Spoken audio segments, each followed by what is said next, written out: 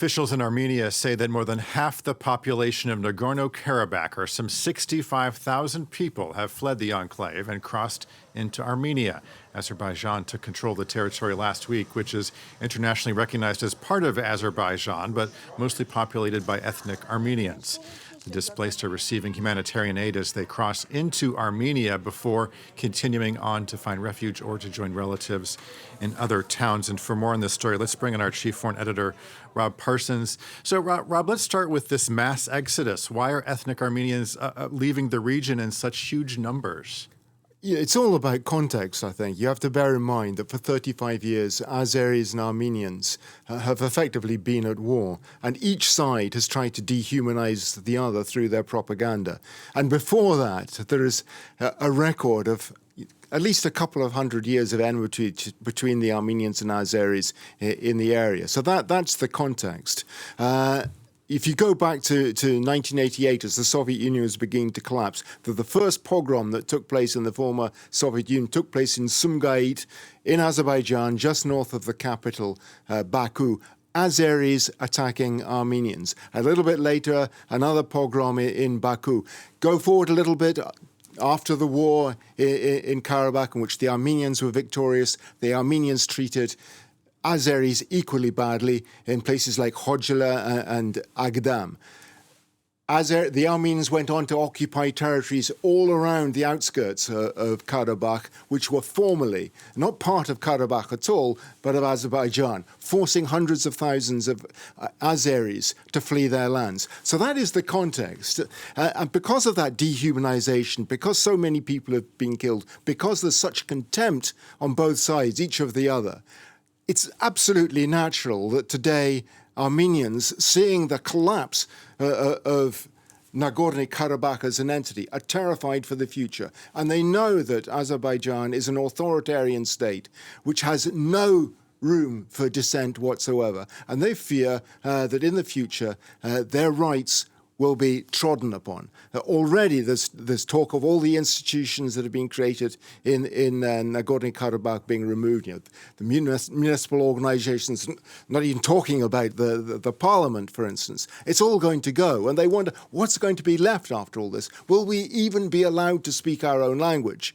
The Azeris have offered some reassurances, but already, as we've been seeing, they've been arresting prominent Armenians, like the former state minister, trying to leave Karabakh to get to Armenia. It doesn't build trust. That is what it's all about, I think.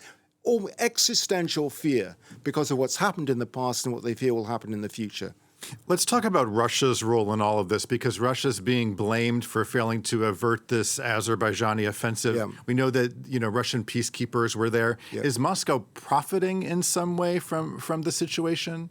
It's difficult, I think, for Moscow to profit much in this situation because Russia is coming to the Southern Caucasus at the moment from a position of relative weakness. In the past, it was the dominant power for the last 130 years in the region.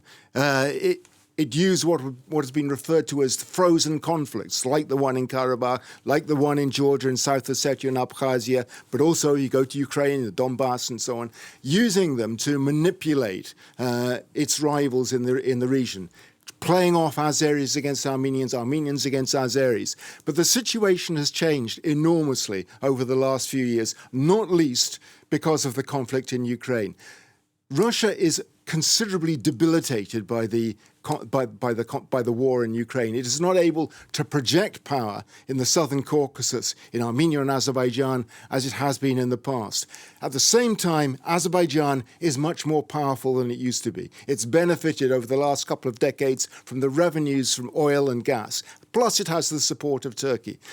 Azerbaijan is not ready to obey Moscow at this point. It knows it's got the strength to push and win against Armenia. So that's the context. And Russia has been looking weak. It has been the dominant partner of the Collective Security Treaty Organization, which brings together some former members of the former Soviet Union. One of them is Armenia.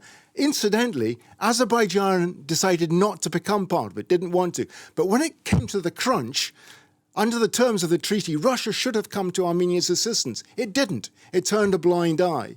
It has peacekeepers, maybe as many as 2,000 in the region at the moment, in Karabakh, but turned a blind eye. Despite the fact that some of those peacekeepers were killed. If you go back to 2008 and the Georgian war with Russia, one of the pretexts that the Russians used for going to war was that some Russian peacekeepers were killed by Georgian forces. Today, the situation has changed completely. Russia turns a blind eye because it no longer has the power in the region.